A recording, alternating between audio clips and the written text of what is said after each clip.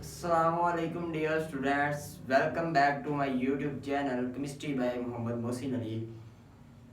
तो जैसा कि आप तमाम स्टूडेंट्स को मालूम है, दोस्तों को मालूम है कि हमने ऑनवर्ड हम इक्विलिब्रियम चैप्टर को लेकर चल रहे हैं। तो आज उसका लास्ट लेक्चर है इक्विलिब्रियम चैप्टर का। तो उसके लास्ट लेक्चर के अंदर हम इन्वेस्टिगेटेड एक्सरसाइज के इन्वेस्टिगेटिव क्वेश्चंस को डिस्कस करने जा रहे हैं। तो ये दो ही क्वेश्चंस हैं, ये डिस्कस करके फिर हम नेक्स्ट लेक्चर के अंदर ऑनवर्ड एसिड बेस्ड केमिस्ट्री को लेकर चलेंगे। तो हम अपनी क्वेश्चन को स्टार्ट करते हैं। सबसे पहले ना हमें इसको अंडरस्टैंड इसका जवाब अंडरस्टैंड करने के लिए सबसे पहले हमें इसका क्वेश्चन अंडरस्टैंड करना पड़ेगा ना।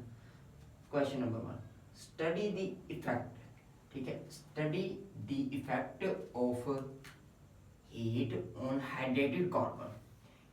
हीट, जो हीट का इफेक्ट है ना हाइड्रेटेड कार्बन पर, ठीक है, वो हमने क्या करना है, स्टडी करना है। तो वो कहता है कि व्हाई डज दिस साल्ट, ये जो हाइड्रेटेड कॉपर साल्ट है, look coloured and why does it loss colour upon heat. Means उसे वो कहता है कि जब हाइड्रेटेड साल्ट जो होता है वो क्यों कलर देता है, और जो जब उसे हीट किया जाता है तो फिर वो अपना कलर क्यों, मीन्स उसे कलर क्यों खो देता है अपना। तो उसकी रीज़न जानते हैं।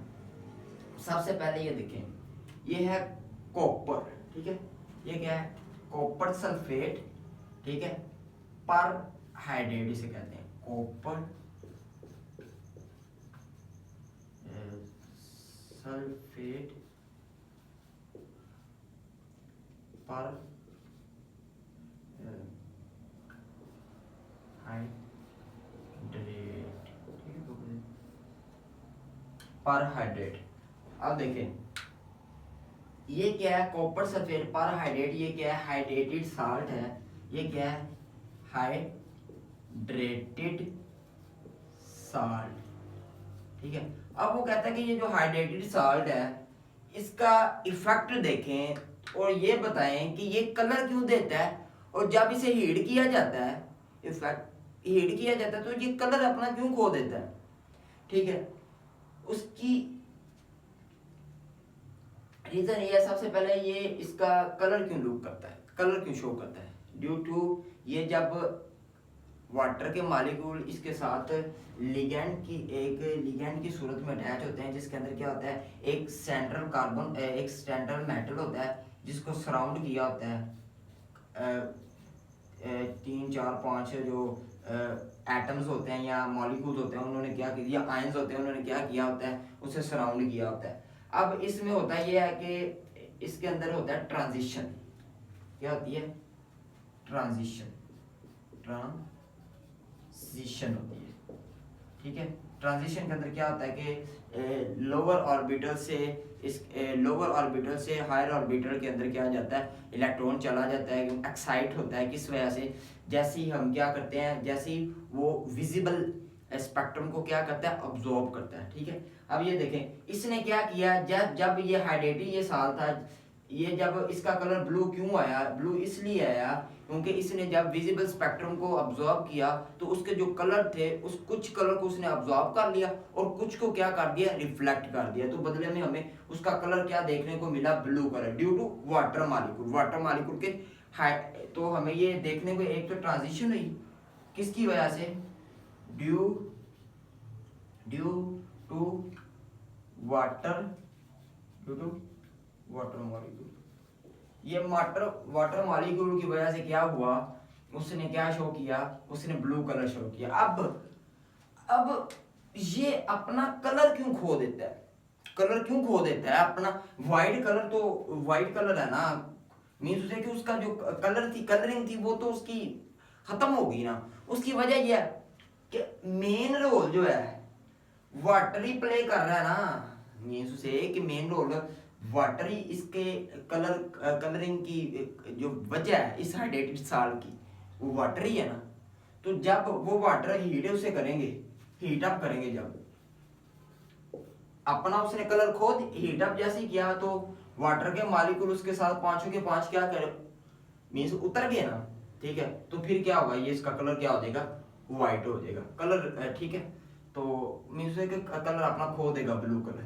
अब ये देखिए ये कौन सा रिएक्शन है, रिवर्सिबल, ठीक है। अब ये हाइड्रेटेड साल के अंदर वापस किस तरह जाएगा, कॉपर पाउडर हाइड्रेट के अंदर वापस किस तरह से जाएगा, उस वापस इस तरह से जाएगा कि ये सराउंडिंग से क्या करेगा, मॉइस्चर लेगा, वाटर लेगा सराउंडिंग से, और वापस अल्टीमेटली फिर वो अपनी वो हाइड्रेटेड साल की शक्ल में चला, उस स्टेट में चला जाएगा, ब्लू कलर की स्टेट में। अब यहाँ पे इसकी फिजिकल स्टेट ब्लू कलर, अब यहाँ पे इसकी स्टेट भी क्या होगी, चेंज होगी, ठीक है।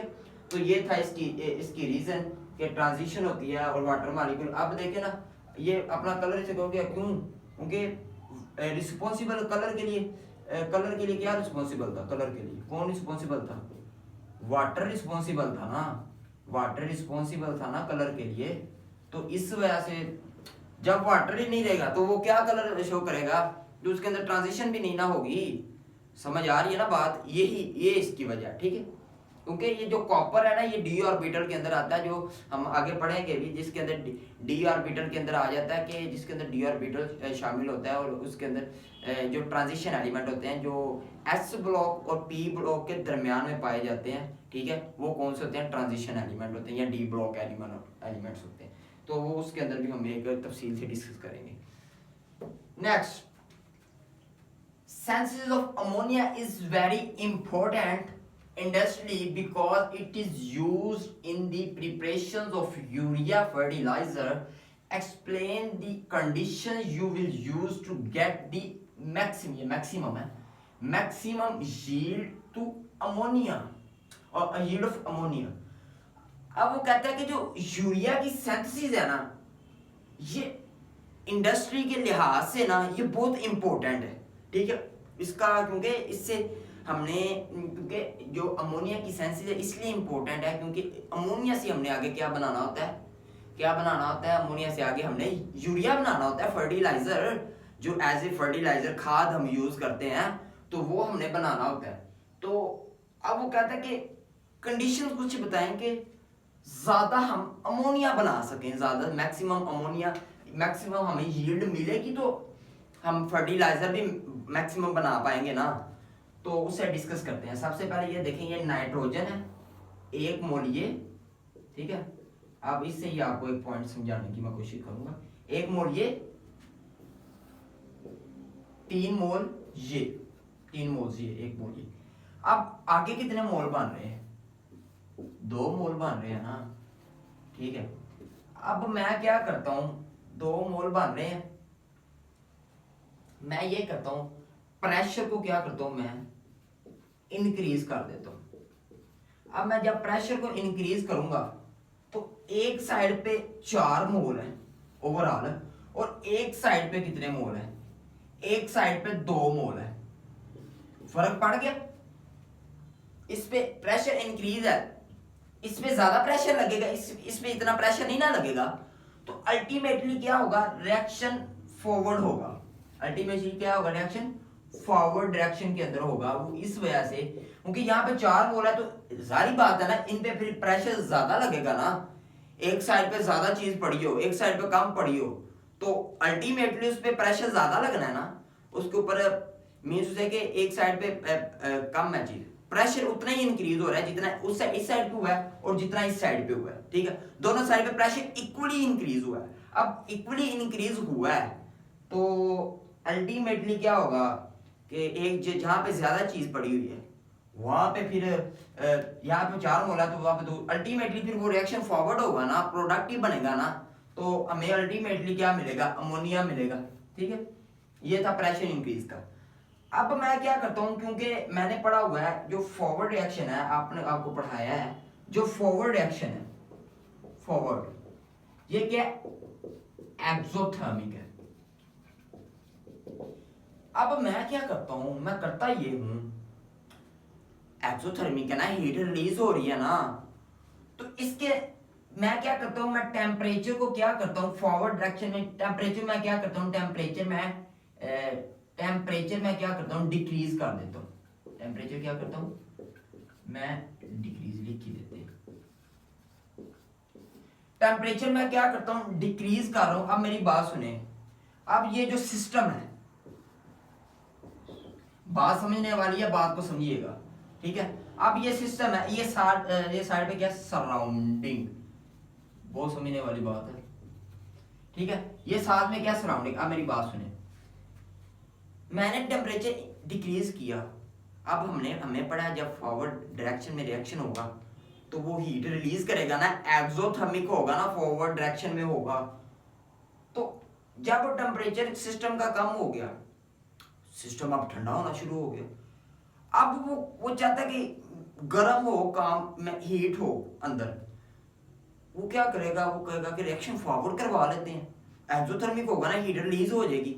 तो यही है कि इसके अंदर क्या होगा, जब टेम्परेचर हम डिक्रीज करेंगे ना, तो अल्टीमेटली क्या होगा, रिएक्शन फॉरवर्ड होगा उनके। जब अब सिस्टम ठंडा होने लग पड़ा है तो वो क्या करेगा, फॉरवर्ड डायरेक्शन में होगा, वो कहेगा हीट तो रिलीज होगी ना, गर्म तो होऊंगा ना मैं, तो वो क्या करेगा, वो हीट को क्या करेगा, फॉरवर्ड डायरेक्शन में करवाएगा और हीट क्या होगी, रिलीज होगी। तो वो क्या अल्टीमेटली क्या होगा, वो रिएक्शन क्या होगा, फॉरवर्ड डायरेक्शन के अंदर होगा, अब फॉरवर्ड होगा।